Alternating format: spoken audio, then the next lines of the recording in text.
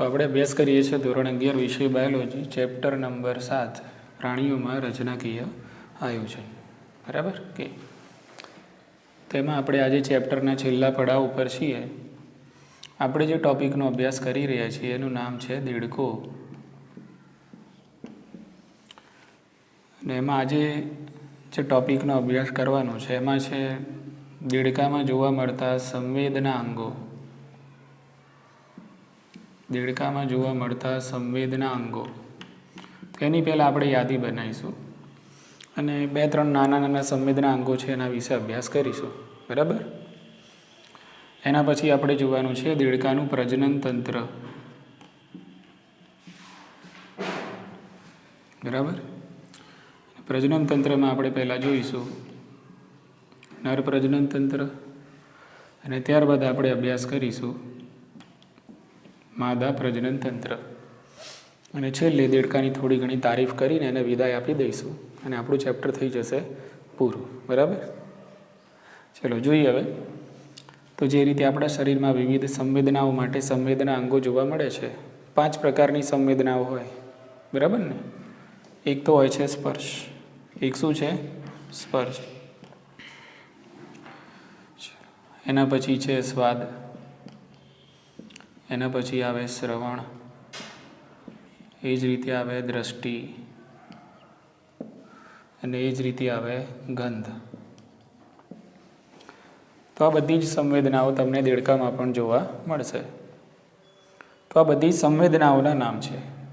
હવે દરેકે દરેક સંવેદના માટે દેડકાની અંદર પણ આપણને સંવેદના અંગો જોવા મળે છે. બરાબર કે તો સ્પર્શના માટે આપણને અહીંયા જોવા મળશે સંવેદી કોષો. શું જોવા મળશે? સંવેદી કોષો કે જે ત્વચાની અંદર જોવા મળે છે. બરાબર. અથવા તો તમે એને કલિકાઓ તરીકે પણ ઓળખી શકો છો. સ્વાદ માટે આવેલી હોય છે સ્વાદ કલિકાઓ. સ્વાદ કલિકાઓ. શ્રવણ માટે તો ઓબ્વિયસ કર્ણ. સાંભળવા માટે તો શું છે? કર્ણ. દ્રષ્ટિ માટે તો આંખ. અને ગંધ માટે હોય નાસિકા અધિચ્છદ. બરાબર કે તો ગંધ પારખવા માટે છે નાસિકા અધિચ્છદ.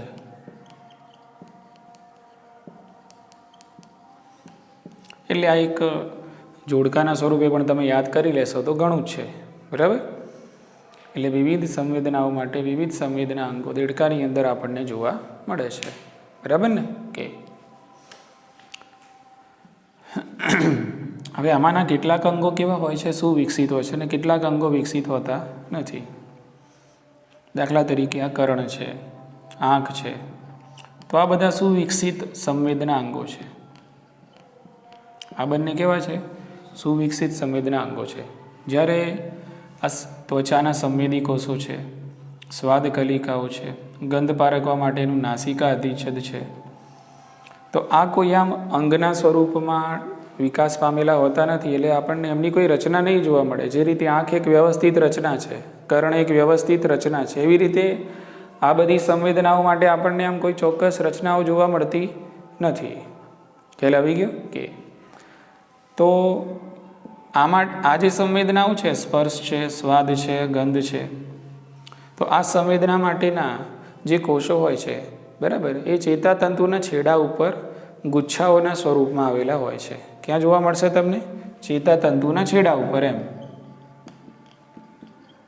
ચેતાતંતુના છેડા પર કોષો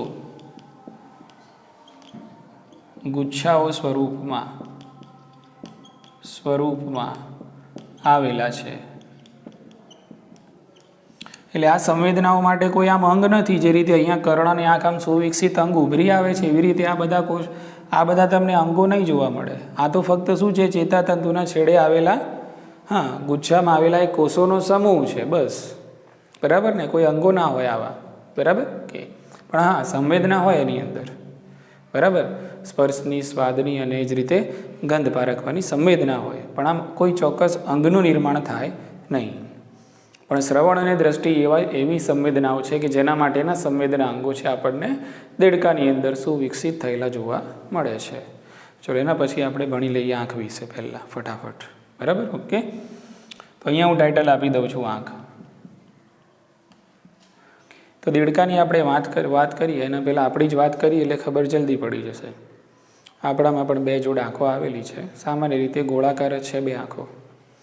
અને આ બંને આંખો આપણી આ જે ખોપરી છે ને, ખોપરી એના ખાડા પડતા હોય, એ ખાડાની અંદર તમારી આંખો આ રીતે ફિટ કરેલી છે. એટલે ખોપરીની અંદર જે ખાડા પડે છે આ, અને એની અંદર તમારી જે આંખો છે એને નેત્ર ગુહા કહેવાય. શું કહેવાય? દેડકામાં પણ એવું જ હોય છે. દેડકામાં પણ 2 ગોળાકાર અને ઉપસેલી આંખો, એની ખોપરીની અંદર જોવા મળતું જે પોલાણ છે જેને નેત્ર ગુહા કહેવાય છે. તો એ નેત્ર ગુહાની અંદર આવેલી હોય છે આંખો. સમજી લો કે આંખનો ડોળો આમ કાઢી લઉં ને પછી અહીંયા જે બખોલું પડે ને એને નેત્ર ગુહા કહેવાય. શું કહેવાય? સમજાયું? હા કે ના? બરાબર. તો એ રીતે દેડકામાં પણ આંખ ક્યાં આવેલી હોય છે?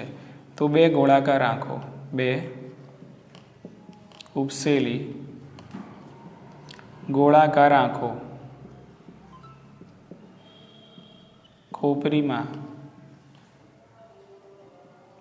ખોપરીમાં આવેલ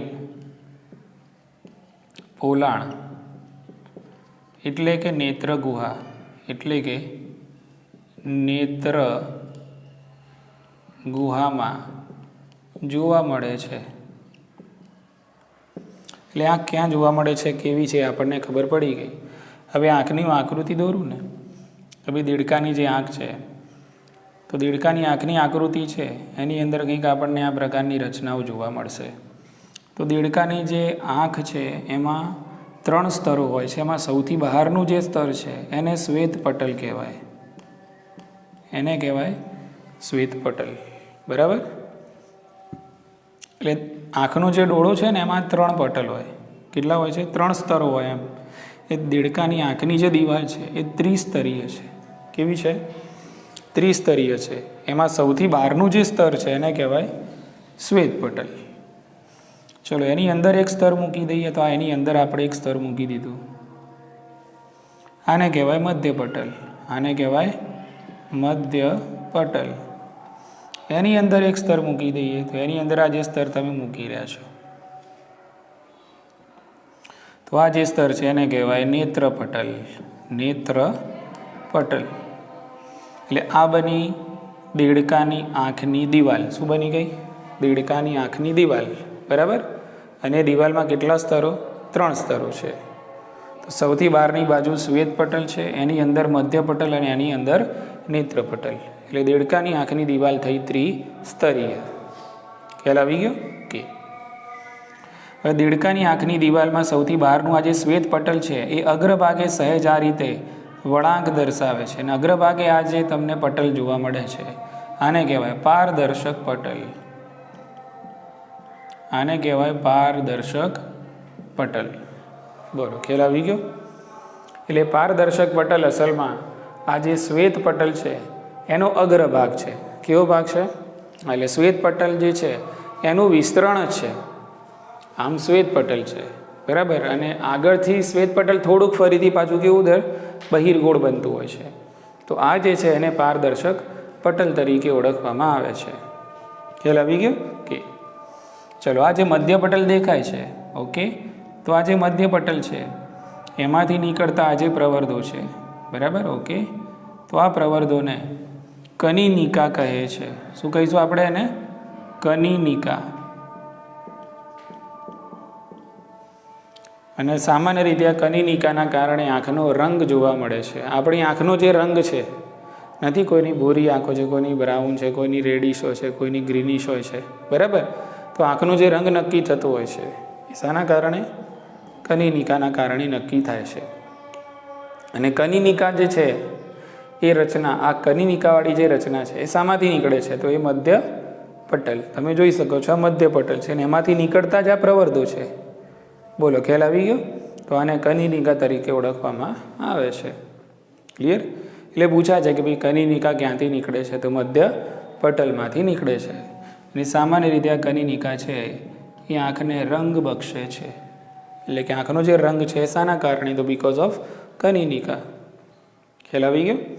ચલો હવે તમે જોઈ શકો છો અહીંયા કનિનિકાની વચ્ચે અહીંયા કશું જ નથી. એમ કનિનિકાની વચ્ચે અહીંયા કશું છે જ નહીં. અહીંયા છિદ્ર જેવી રચના રચના નથી અસલમાં, ખાલી જગ્યા જ છે, કશું છે જ નહીં તો ખાલી જગ્યા છે, બરાબર. તો આને કહેવાય કીકી.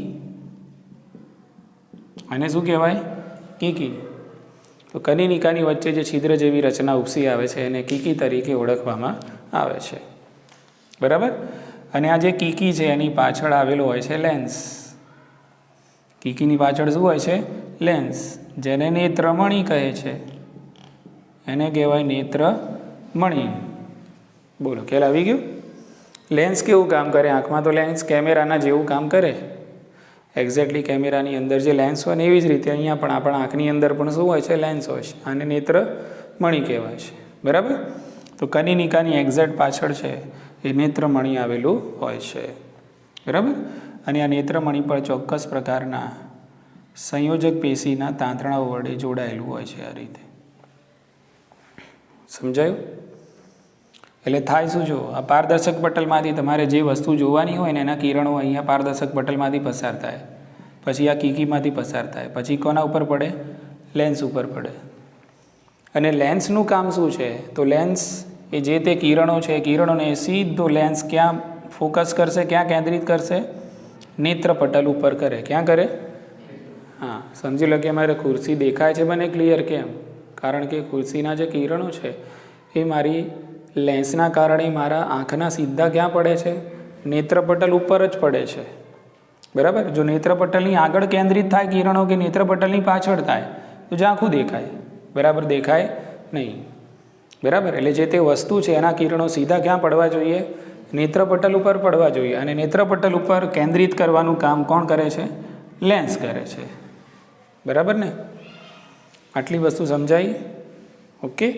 તો આટલી નાનકડી રચના આપણે યાદ રાખવાની છે. બીજું ઘણું બધું છે આના વિશે, પણ અત્યારે ચર્ચા કરવાનો વિષય નથી એ, કે પણ આટલું ખાલી યાદ રાખવાનું આપણે, બરાબર. કે ભાઈ દેડકાની જે આંખ છે એમાં ક્યાં આવેલી છે? તો એક તો જોઈ શકીએ છીએ ખોપરીની અંદર જે પોલાણો છે જેને નેત્ર ગુહા કહીએ છીએ, એમાં બે ગોળાકારની ઉપસેલી આંખો આપણને જોવા મળે છે. દેડકાની આંખની દિવાલ ત્રિસ્તરીય છે. 3 સ્તરના નામ યાદ રાખવાના. બહારથી અંદરની બાજુ, બરાબર. શ્વેત પટલનો જે અગ્રભાગ છે, બરાબર, કે જે પારદર્શક અને બહિર્ગોળ હોય છે, જેને પારદર્શક પટલ કહેવાય છે. મધ્ય પટલમાંથી જે પ્રવર્ધો નીકળે છે એને કનિનિકા કહે છે. કનિનિકાની વચ્ચે છિદ્ર જેવી રચના જાય છે એને કીકી કહે છે. કનિનિકાની પાછળ નેત્રમણી આવેલો હોય છે કે જે વસ્તુના કિરણોને નેત્રપટલ ઉપર કેન્દ્રિત કરે છે. ઇઝી? અરમાન ખબર પડે? કેન્દ્રિત થઈ ગયા ને અહીંયા કિરણો, બરાબર. ચલો, એના પછી આપણે જોઈએ કોના વિશે? કર્ણ વિશે, બરાબર. ઓકે. તો એમાં આપણને ખ્યાલ છે કર્ણ વિશે. આપણે અહીંયા નાનકડું ટાઇટલ આપી દઉં છું, કર્ણ, બરાબર. તો દેડકામાં આપણે જોયું કે બાહ્ય કર્ણ તો હોતું જ નથી. હા કે ના? બોલો. બાહ્ય કર્ણનો દેડકામાં શું હોય છે? અભાવ હોય છે, બરાબર. એટલે બહારથી સીધું જોવો ને દેડકાનું કર્ણ એટલે સીધું દેખાય કર્ણપટલ. શું દેખાય? કર્ણપટલ દેખાય. ઓકે. એટલે દેડકામાં હશે કર્ણપટલ. ઓકે. કર્ણપટલના પછી તમને, એટલે આ કર્ણપટલ અસલમાં એક મધ્ય કર્ણ તરીકે જ વર્તે છે, બરાબર. કે પણ તમે લખી શકો કર્ણપટલના પછીનો જે એરિયા છે એને શું કહેવાય? મધ્ય કર્ણ. અને બીજું શું જોવા મળે છે? અંતઃકર્ણ. તો દેડકાના કર્ણની વાત છે અહીંયા, કે દેડકાનું કર્ણ શું ધરાવે છે? કેટલા ભાગમાં વહેંચાયેલું છે? બાહ્ય કર્ણ આવેલું હોતું નથી. શું હોય છે? તો સીધું જ કર્ણપટલ હોય છે. કર્ણપટલ એટલે આપણો કાનનો જે પડદો કહીએ ને એ જ કર્ણપટલ. કર્ણપટલ એટલે આ નહીં હો, આને કહેવાય કર્ણપલ્લવ કહેવાય. આને તો શું કહેવાય? કર્ણપલ્લવ કહેવાય, બરાબર ને? કર્ણપલ્લવ તો બાહ્ય કર્ણનો હિસ્સો છે. એટલે આવી ગયો. તો બાહ્યકર્ણનો અભાવ હોય છે. કર્ણપટલ, મધ્યકર્ણ અને અંતઃકર્ણ જેવી રચનાઓ આપણને દેડકાના કર્ણમાં જોવા મળે છે. ક્લિયર? કે હવે આ જે મધ્યકર્ણ જે છે, મધ્યકર્ણ હવાથી ભરેલું સંપુટ છે. મધ્યકર્ણમાં શું ભરેલું હોય? હવા, બરાબર. તો હવાથી ભરેલું આ શું છે? એક સંપુટ છે. અંતઃકર્ણમાં શું ભરેલું હોય? તો પ્રવાહી, બરાબર. એટલે અંતઃકર્ણ શાનાથી ભરેલું સંપુટ છે? તો અંતઃકર્ણ પ્રવાહીથી ભરેલું સંપુટ છે, બરાબર કે. અને આ જે અંતઃકરણ છે એને કલાકુહર પણ કહેવાય છે. અંતઃકરણને શું કહેવાય? કલાકુહર તરીકે પણ ઓળખવામાં આવે છે. મુખ્ય જે સાંભળવાની કારીગરી છે એ અંતઃકરણ કરે. એટલે જે સાંભળવા માટે જવાબદાર જે સ્પેર પાર્ટ આવેલા હોય ને એ બધા ક્યાં હોય? અંતઃકરણમાં હોય. બોલો, ખ્યાલ આવી ગયો? મધ્યકરણ તો શું ફક્ત શું કરે? ધ્વનિના જે તરંગો હોય ને એ તરંગોને અંતઃકરણ સુધી પહોંચાડે. ડ્રમ હોય, ડ્રમ, બરાબર, ડ્રમના ઉપર આપણે આમ હાથ મારીએ તો ડ્રમ છે વાઇબ્રેટ થાય છે ને, આમ થતરે છે ને, એ રીતે અહીંયા પણ કર્ણપટલ ઉપર શું પડે? ધ્વનિના તરંગો જાય એટલે કર્ણપટલ વાઇબ્રેશનમાં આવી જાય. અને એ વાઇબ્રેશન મધ્યકર્ણ દ્વારા ક્યાં જાય? અંતઃકરણમાં જાય. અને અંતઃકરણની અંદર તો શું ભરેલું હોય? પ્રવાહી. એટલે પ્રવાહીની અંદર પાછા મોજા ઉછળે, બરાબર. અને એના કારણે શ્રવણ સંવેદી કોષો છે એના દ્વારા આપણને સંભળાતું હોય છે, બરાબર. આ તો ફક્ત જાણવા માટે કહું છું, અહીંયા યાદ રાખવાની કોઈ જરૂર નથી. આ તો સમજી ગયા કે નહીં? યાદ તો ખાલી આ જે લખ્યું ને તમારે આટલું જ યાદ રાખવાનું છે, બરાબર. આ તો હું તમને કોન્સેપ્ટ ક્લિયર થાય એટલા માટે થોડુંક સમજાવું છું. બોલો, આટલી ઉતરી મગજમાં વાત? કર્ણનું કાર્ય શું છે? સ્વાદ પારખવાનું હોય છે? ના, કર્ણનું કાર્ય શું છે? શ્રવણનું છે. ફક્ત શ્રવણનું નહીં, સાથે સાથે સંતુલનનું પણ કાર્ય કરે છે. આ યાદ રાખવાનું છે ખાસ. તો કર્ણ દ્વારા ફક્ત શ્રવણનું જ નહીં પણ સાથે સાથે સંતુલનનું પણ કાર્ય થાય છે. તમે અત્યારે હાલ બેઠા છો, બરાબર, તો ઘડી ઘડી પડી જાઓ છો? ના. કેમ? બેલેન્સ છે તમારું બોડીનું. શું છે? બેલેન્સ છે. ચક્કર આવે છે હાલ કોઈને? અરમાન? નથી આવતા. કેમ નથી આવતા ચક્કર? કારણ કે આની બધી મિકેનિઝમ જે છે તમારા કર્ણની અંદર છુપાયેલી છે. તમે ચાલો છો તો પણ ચક્કર આવતા નથી, દોડો છો તો પણ ચક્કર આવતા, ખાલી ચક્કર ફરો તો જ ચક્કર આવે. થોડી વાર પછી પાછું સેટ થઈ જાય બધું, બરાબર. એટલે તમારું સમજી લો કે અત્યારે હું ઊભો છું તો બી હું સ્થિર છું, બેલેન્સમાં. તમે બેઠા છો તો બી સ્થિર છો, હું ચાલું છું તો બી સ્થિર છું, તમે દોડો છો તો બી સ્થિર છો. હા કે ના? બરાબર કે. તો એને સંતુલન કહેવાય. તો એ સંતુલનની જે સ્પેર પાર્ટ આવેલા હોય છે, મિકેનિઝમ, ક્રિયાવિધિ, એ પણ કર્ણમાં જ હોય છે. ક્યાં હોય છે? કર્ણમાં. અને એ કર્ણના કયા ભાગમાં? હા, અંતઃકરણમાં હોય છે. સમજાયું ને? એટલે કાન બે કામ કરે, ખાલી સાંભળવાનું કામ ના કરે. સાંભળવાનું તો કામ એનું ખાનદાની કામ કહેવાય. બીજું કયું કામ કરે?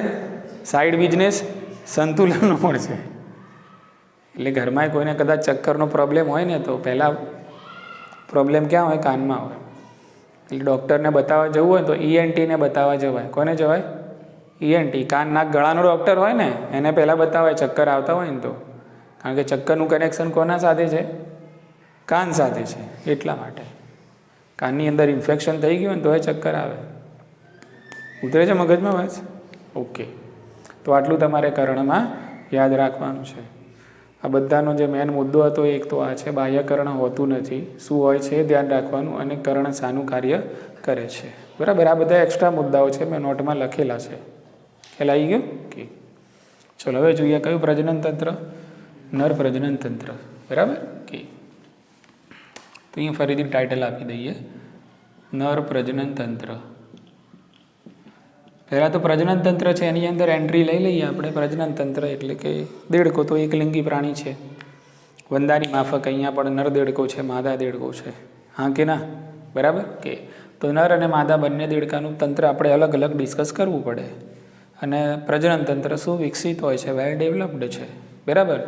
તો પહેલાં આપણે નર પ્રજનન તંત્રનો અભ્યાસ કરી લઈએ, બરાબર કે. તો દેડકાનું જે નર પ્રજનન તંત્ર છે એ શાનું બનેલું હોય છે? તો ઓબ્વિયસ છે. જ્યારે આપણે પ્રજનન તંત્રની વાત કરીએ, એમાં નર પ્રજનન તંત્રની વાત કરીએ તો પહેલાં શું આવે છે? શુક્રપિંડો. શુક્રપિંડો કેટલા જોવા મળશે? તો એક જોડ શુક્રપિંડો આપણને જોવા મળે છે. શુક્રપિંડોમાંથી નીકળતી હોય છે શુક્રવાહિકાઓ. વાહિકાઓ. તો દરેક શુક્રપિંડમાંથી કેટલી શુક્રવાહિકાઓ નીકળે છે? તો 10 થી 12. કેટલી નીકળે છે? 10 થી 12. એના પછી આવે મૂત્ર. એના પછી આવશે બીડરની નળી. કઈ નળી? બીડરની. ઈડરની નહીં, બીડરની. યાદ રહી જાય એવા નામ છે. એના પછી આગળ વધો એટલે આવે મૂત્ર જનન વાહિની. શું આવે? મૂત્ર જનન વાહિની. પછી છેલ્લે અવસારણી આવે. છેલ્લે અવસારણી. બોલો, ખ્યાલ આવી ગયો? એટલે શુક્રકોષો જે છે એને વહન પામવાનો આ એક રસ્તો બની ગયો. શુક્રકોષોનું નિર્માણ ક્યાં થાય? શુક્રપિંડોમાં થાય. શુક્રપિંડોમાંથી પછી શુક્ર વાહિકાઓ દ્વારા ક્યાં આવે? બીડરની નળીમાં આવે. બીડરની નળી આગળ જઈને ક્યાં ખુલે? મૂત્રજનન વાહિની. અને મૂત્રજનન વાહિની આગળ જઈને ક્યાં ખુલે? અવસારણીમાં ખુલે. સિમ્પલ લોજિક છે. બોલો, ખ્યાલ આવી ગયો? થોડી આકૃતિ દોરીને સમજવાનો પ્રયત્ન કરી લઈએ. બરાબર કે? તો આ છે મૂત્રપિંડ. શુક્રપિંડો નથી દોરતો, ધ્યાન રાખજો. પાછા આ શું છે? મૂત્રપિંડો છે. અને અહીંયા જે દોરું છું આ શુક્રપિંડો છે. આ શું છે? શુક્રપિંડો. તો શુક્રપિંડો ક્યાં આવેલા છે? આના ઉપરથી ખબર પડી જાય, આકૃતિ ઉપરથી, કે શુક્રપિંડો છે. નર પ્રજનન તંત્રની વાત કરીએ છીએ આપણે. તો નર પ્રજનન તંત્રમાં શુક્રપિંડો તેના મિત્રોપિંડોની અગ્ર પાર્શ્વ બાજુઓમાં જોવા મળે છે. બરાબર? તો આ બંને છે શુક્રપિંડો. અને શુક્રપિંડો અહીંયા તમને અગ્ર પાર્શ્વ બાજુમાં જોવા મળે છે. ખ્યાલ આવી ગયો કે? હવે આ બંને શુક્રપિંડો મૂત્રપિંડો સાથે એટેચ છે, જોડાયેલા છે. બરાબર? શાના વડે જોડાયેલા છે? તો જોડવાનું કામ તો આપણને ખબર છે, સંયોજક પેશી કરે. કોણ કરે? જ્યાં જોડવું હોય ત્યાં સંયોજક પેશીને વચ્ચે મૂકી દેવાની એટલે જોડાઈ જાય વસ્તુ. તો અહીંયા પણ શુક્રપિંડો અને અંડપિંડોને જોડવા માટે, શુક્રપિંડો અને મૂત્રપિંડોને જોડવા માટે વચ્ચે હોય છે સંયોજક પેશી. અને સંયોજક પેશીનું નામ છે શુક્રપિંડ બંધો. શું છે? શુક્રપિંડ બંધો. એટલે શુક્રપિંડ બંધો વડે શુક્રપિંડો મૂત્રપિંડ સાથે જોડાયેલા હોય છે. બોલો, સમજાયું? હા કે ના? શુક્રપિંડ બંધો વડે શુક્રપિંડો કોની સાથે? મૂત્રપિંડો સાથે જોડાયેલા છે. અને શુક્રપિંડ બંધો શું છે? સંયોજક પેશી જ છે એક પ્રકારની. ખ્યાલ આવી ગયો? ચલો, થોડું ડિટેલમાં જાણવું હોય શુક્રપિંડ બંધો વિશે તો એ શું છે? તો એ છે અધિવૃક્કીય બેવડા પટલવાળું આવરણ છે. બરાબર? અધિવૃક્કીય બેવડા પટલમય આવરણ. તો અધિવૃક્કીય બેવડા પટલમય આવરણ એને કહેવાય શુક્રપિંડ બંધો. અને શુક્રપિંડ બંધો વડે શુક્રપિંડો કોની સાથે? મૂત્રપિંડો સાથે, મૂત્રપિંડના અગ્ર પાર્શ્વ ભાગ સાથે જોડાયેલા હોય છે. આટલી ખબર પડી ગઈ? ચલો, શુક્રપિંડો શું કરે છે? તો શુક્રકોષોનું નિર્માણ કરશે. શુક્રપિંડો કરે શુક્રકોષોનું નિર્માણ. બોલો, ખ્યાલ આવી ગયો કે? હવે અહીંયા દરેક શુક્રપિંડમાંથી આવી રીતે દરેક શુક્રપિંડમાંથી આ રીતે 10 થી 12 નીકળતી હોય શુક્રવાહિકાઓ. શું હોય? શુક્રવાહિકાઓ. હવે આને આપણે ઝૂમ કરીએ, કંઈક આવી રીતે ઝૂમ કરીએ છીએ. બરાબર? ઓકે. તો કંઈક આપણને આ રીતે દેખાશે. આ શુક્રપિંડ છે. બરાબર? ઓકે. અને આ છે મૂત્રપિંડ. શું છે? આ મૂત્રપિંડ. આ શુક્રપિંડ છે, આ મૂત્રપિંડ છે. કે અહીંયા આપણે નાની નાની શુક્રવાહિકાઓ ગોઠવી દઈએ છીએ.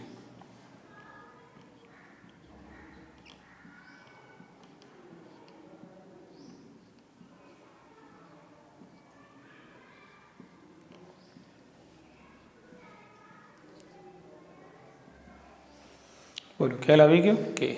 તો આ જે છે શું છે? નાની નાની શુક્રવાહિકાઓ. એટલે દરેક શુક્રપિંડમાંથી કેટલી નીકળે છે? આવી 10 થી 12 શુક્રવાહિકાઓ નીકળે છે. બરાબર? અને આ શુક્રવાહિકાઓ મૂત્રપિંડની અંદર એક નળી બનાવે છે આ રીતે.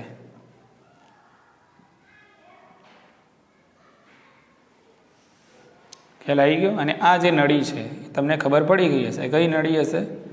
બીડરની નળી. કઈ નળી છે? હા, આને કહેવાય બીડરની નળી. કારણ કે આ શુક્રવાહિકાઓ ક્યાં ખુલે છે? બીડરની નળીમાં ખુલે છે. ખ્યાલ આવી ગયો? અને બીડરની નળી મૂત્રપિંડમાં હોય છે. ક્યાં હોય છે? મૂત્રપિંડમાં હોય છે.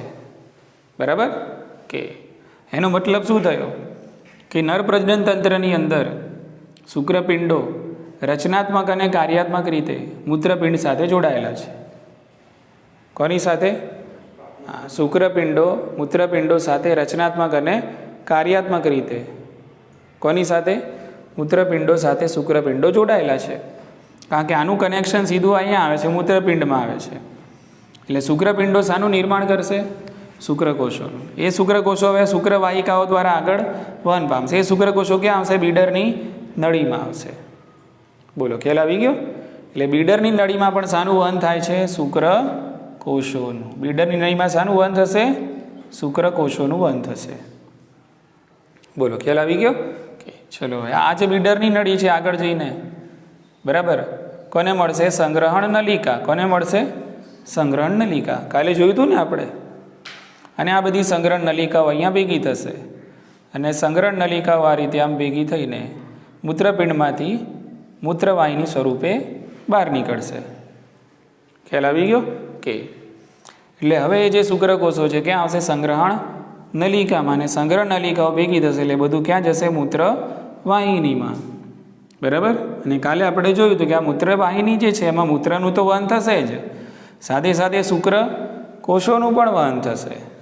ખ્યાલ આવી ગયો ને? અને એટલા માટે એને કહેવાય નરદેડકામાં મૂત્ર જનન વાહિની. એટલે આ રસ્તો એ આ કનેક્શન અહીંયા આલી દીધું આપણે. બોલો, ખ્યાલ આવી ગયો? આમ ડાયરેક્ટ અહીંયાથી કોઈ શુક્રવાહિની નીકળીને ડાયરેક્ટ અવસારણીમાં ખુલતું નથી. એટલે અહીંયા કનેક્શન આપી દીધું મૂત્રપિંડમાં.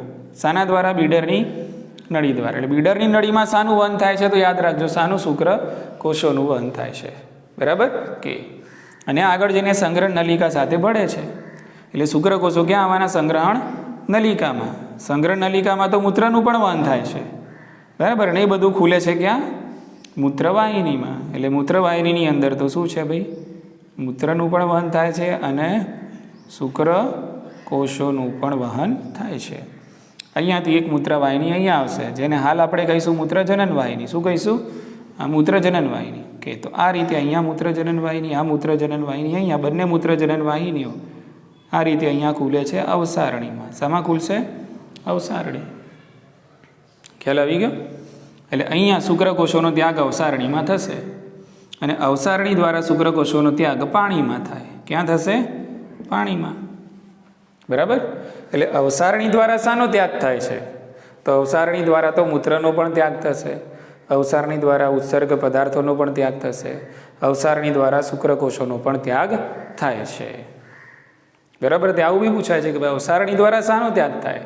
તો અવસારણી દ્વારા તો અહીંયાથી તો શુક્રકોષો પણ આવશે, ઉત્સર્ગ પદાર્થો મળદ્વાર પણ આવશે અને પછી મૂત્રનું પણ ત્યાગ અહીંયાથી જ થશે. એક જ રસ્તો છે બધાને ત્યાગ કરવા માટેનો. બોલો, આટલું સમજી ગયા? ખ્યાલ આવી ગયો? તો આટલું તમારે નર પ્રજનન તંત્રમાં, દેડકાના નર પ્રજનન તંત્રમાં યાદ રાખવાનું. સમજી ગયા? આવી જ આકૃતિ અહીંયા છે એમ માની લેવાનું. ખ્યાલ આવી ગયો?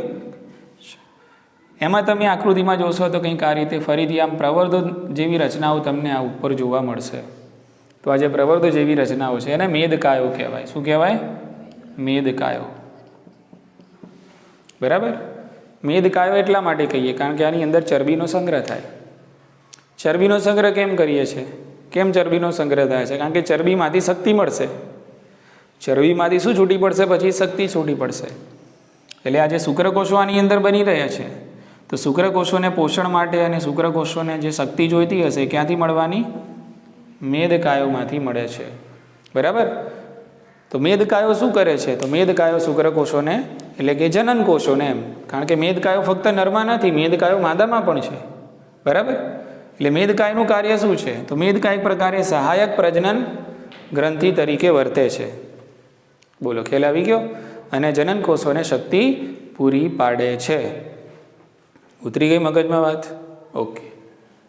તો આટલું યાદ રાખવાનું છે આપણે નર પ્રજનન તંત્ર વિશે. બોલો, કોઈ ડાઉટ છે આમાં? સમજી ગયા? ચાલો, એવી રીતે આપણે જોઈએ માદા પ્રજનન તંત્ર. ફટાફટ પૂરું કરીએ. તો માદા પ્રજનન તંત્રમાં પણ કંઈક આવી જ રીતે, પણ અહીંયા ધ્યાન રાખવાનું, માદા પ્રજનન તંત્ર છે એટલે સૌથી પહેલાં આપણે શાના વિશે સમજીશું? અંડપિંડો વિશે સમજીશું. અંડપિંડોમાંથી ઓપન થતી હોય છે અંડવાહિની. શું હોય છે? અંડવાહિની. અંડવાહિની ક્યાં ખુલે? તો અવસારણીમાં. ક્યાં ખુલશે? અવસારણી. બસ આટલી સિસ્ટમ જ આમાં ભણવાની છે. બોલો, ખ્યાલ આવી ગયો કે? તો અંડપિંડો ક્યાં આવેલા હોય છે? તો અંડપિંડો જે રીતે અહીંયા મૂત્રપિંડની બંને પાર્શ્વ બાજુમાં જોડાયેલા હોય છે એવી રીતે અહીંયા પણ અંડપિંડો આપણને જોવા મળશે. આ મૂત્રપિંડો છે, અંડપિંડો આ છે. ખ્યાલ આવી ગયો કે?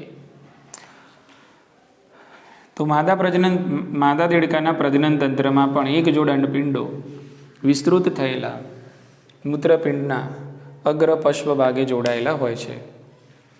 અહીંયા તમે શુક્રપિંડોને શુક્રપિંડ બંધો વડે મૂત્રપિંડ સાથે જોડો છો તો અહીંયા હશે અંડપિંડ બંધો. શું હોય? અહીંયા શુક્રપિંડ બંધો છે કે જેના થકી શુક્રપિંડો મૂત્રપિંડ સાથે જોડાયેલા છે. એની જગ્યાએ અહીંયા અંડપિંડો પણ મૂત્રપિંડ સાથે જોડાયેલા તો છે. કોની મદદથી? અંડપિંડ બંધો વડે. બોલો, સમજાયું? હા કે ના? પણ અહીંયા જે રીતે શુક્રપિંડો ક્રિયાત્મક રીતે મૂત્રપિંડ સાથે જોડાયેલા છે એવી રીતે અહીંયા કાર્યાત્મક રીતે અંડપિંડો મૂત્રપિંડ સાથે જોડાયેલા નથી. કોઈ લેવા દેવા નહીં, ખાલી જોડાણ જ છે, બાકી કોઈ લેવા દેવા નહીં. સમજી ગયા કે નહીં? ઓકે. અંડપિંડો જે રીતે શુક્રપિંડો શુક્રકોષોનું નિર્માણ કરે છે એ રીતે અંડપિંડો અંડકોષોનું નિર્માણ કરશે. બરાબર કે? અને આ રીતે જે શુક્રપિંડો હોય છે અંડપિંડો જે હોય છે એ અંડપિંડોમાંથી અંડવાહિની નીકળે છે. આ રીતે અહીંયા પણ આપણે દોરી દઈએ એક અંડવાહિની.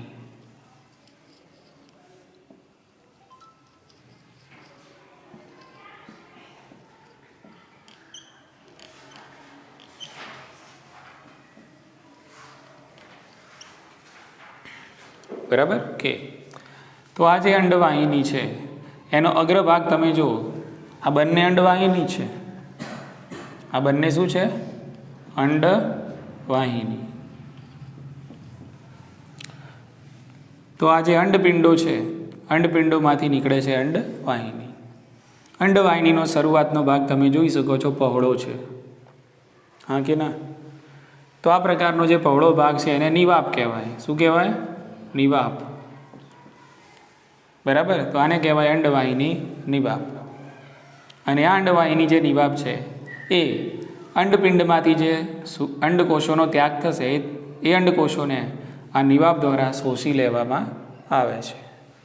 બોલો, ખ્યાલ આવી ગયો? અને ત્યારબાદ અંડકોષો અંડવાહિનીમાં આગળ વધે છે.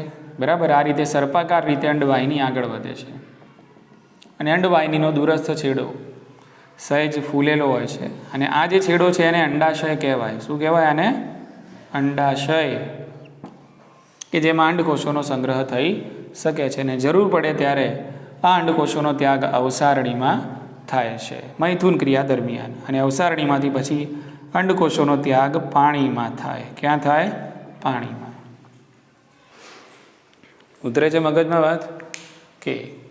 તમે અહીંયા જોઈ શકો છો કે ભાઈ અંડવાહિની અલગ રીતે ખુલે છે અને અહીંયા મૂત્રપિંડમાંથી મૂત્રવાહિની પણ આમ સેપરેટ અહીંયા ખુલશે. એટલે મેં તમને કાલે મુદ્દો સમજાવેલો. ખ્યાલ આવે છે? આ કે ના? બરાબર કે ભાઈ માદા દેડકાની અંદર જે મૂત્રવાહિની છે એને મૂત્રજનન વાહિની ના કહેવાય. કારણ કે માદા દેડકામાં મૂત્રવાહિનીમાં ફક્ત મૂત્રનો જ ત્યાગ થાય છે અને એ પણ સ્વતંત્ર રીતે અવસારણીમાં ખુલે છે. અને અંડકોષો જે છે એ પણ અંડવાહિનીમાં જ આવશે. એટલે અંડવાહિની પણ મુક્ત રીતે અવસારણીમાં જ ખુલે છે. એટલે આ મૂત્રવાહિનીમાં અંડકોષોનું વહન થતું નથી, પણ અંડકોષોનું વહન અહીંયા અંડવાહિની આપેલી છે અલગ ફેસિલિટી, એના દ્વારા થાય છે. એટલે નર દેડકાની મૂત્રવાહિનીને જ મૂત્ર જનન વાહિની કહેવાશે, માદા દેડકાની વાહિનીને કહેવાશે નહીં. બરાબર કે? એટલે આ રીતે અંડકોષો છે એ અંડવાહિનીમાં આગળ વહન પામશે અને અવસારણીની દ્વારા એનો પાણીમાં ત્યાગ થતો હોય છે. ક્લિયર કે? હવે જુઓ, શુક્રકોષોનો પણ પાણીમાં ત્યાગ થયો, અંડકોષોનો પણ પાણીમાં ત્યાગ થયો. સમજી લો કે નર અને માદા દેડકો મૈથુન ક્રિયા કરે છે અને મૈથુન ક્રિયા દરમિયાન નર દેડકાની જગ્યા છે ઉપર હશે, માદા દેડકાની જગ્યા નીચે હશે. અને માદા દેડકો પોતાની જે મૈથુન કરે, નર દેડકો પોતાની આપણે જોઈ ગયા મૈથુન ગાદી ધરાવે, નર દેડકામાં શું હોય છે?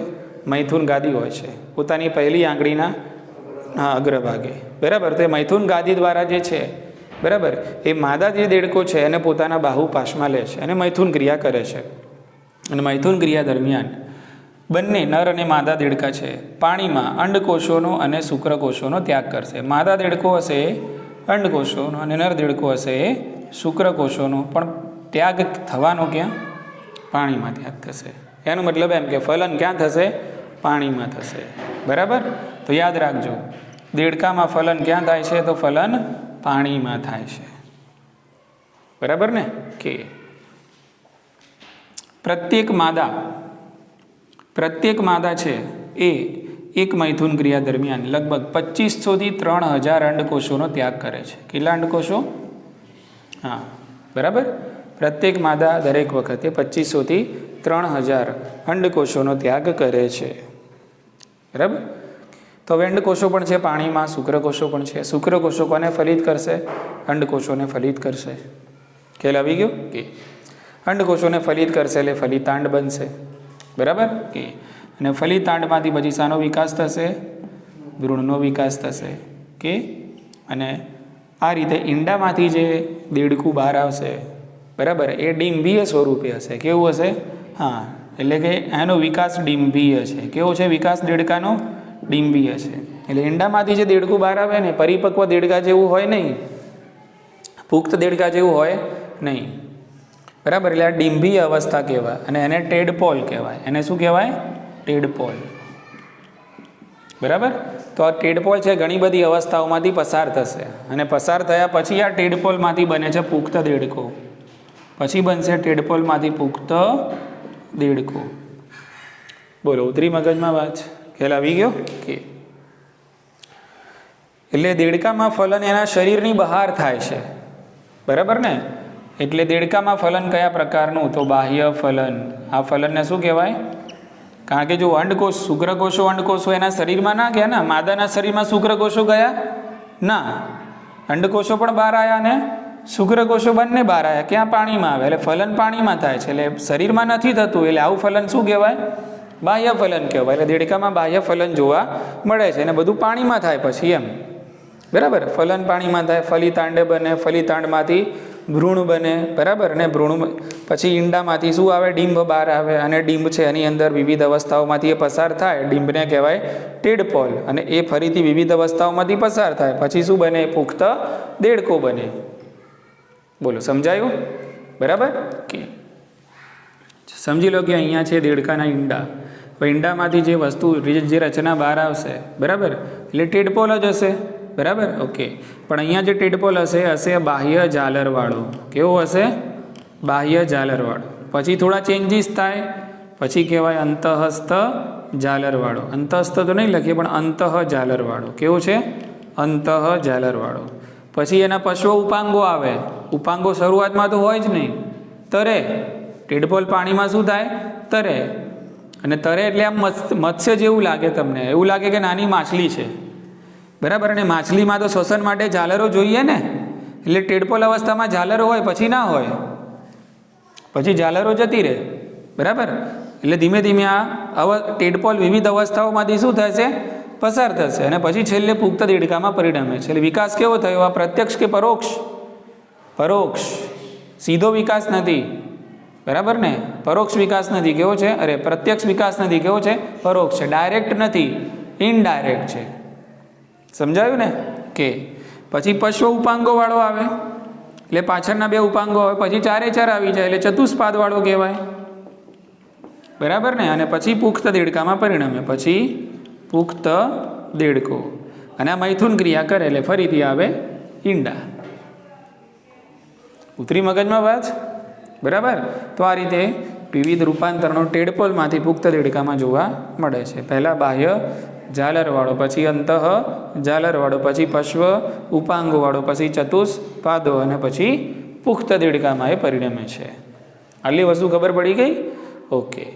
ચલો હવે છેલ્લે દેડકાની તારીફ કરી લઈએ આપણે, બરાબર ને. તો દેડકો આમ જોવા જઈએ તો કીટકોને ખાય, માંસાહારી છે. દેડકો કેવો છે? માંસાહારી છે, કીટકોને ખાય છે, કે સમજી લો કે આપણે ખેતીવાડી કરી રહ્યા છીએ અને ખેતીવાડીને કોઈ કીટકો નુકસાન કરે, કારણ કે કીટકો પાકને નુકસાન કરી શકે, બરાબર?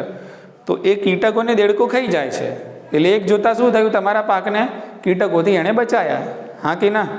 એટલે તમારા પાકને બચાવવાની સોપારી તમે દેડકાને આપેલી છે, એવું જ કહેવાય ને, હા કે ના? કીટકો પાકને ખાય છે અને કીટકોને કોણ ખાય છે? દેડકો ખાય છે, એટલે દેડકાએ તમારા પાકને બચાવ્યું કહેવાય, હા કે ના? બરાબર, ઓકે. બીજું, દેડકો છે એના કારણે પર્યાવરણની અને નિવસન તંત્રની સમતુલા જળવાઈ રહે છે, બરાબર? સમતુલા જળવાઈ રહે છે ઇન ધ સેન્સ કે ભાઈ નિવસન તંત્રની અંદર જુઓ તો ચોક્કસ પ્રકારની હોય આહાર શૃંખલા અને આહાર જાળ. તમે 10મા ધોરણમાં કદાચ ભણ્યા હશો આહાર શૃંખલા અને આહાર શૃંખલા આહાર જાળ એટલે શું? એકને બીજું ખાય, બીજાને ત્રીજું, ત્રીજાને ચોથું, એટલે આ રીતે આખી ચેન બને, બરાબર ને? ઓકે, તો આને કહેવાય આહાર શૃંખલા આહાર જાળ. હવે એની વચ્ચેની એક કડી દેડકો કહેવાય છે. શું કહેવાય છે? હા, એટલે દેડકો એ નિવસન તંત્રની અંદર જે આહાર શૃંખલા અને આહાર જાળ જોવા મળે છે એની એક મહત્વની કડી છે. હવે કડીને ખેંચી લઈએ તો પછી નિવસન તંત્રની સમતુલા ડામાડોળ થાય ને, કારણ કે દેડકો મહત્વની કડી છે એક વચ્ચે.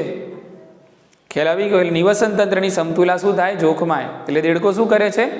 નિવસન તંત્રની અંદર આહાર શૃંખલા અને આહાર જાળની મહત્વની કડી બનીને નિવસન તંત્રની સમતુલાની જાળવણી કરે છે, પર્યાવરણની સમતુલાની જાળવણી કરે છે. બોલો, ખ્યાલ આવી ગયો?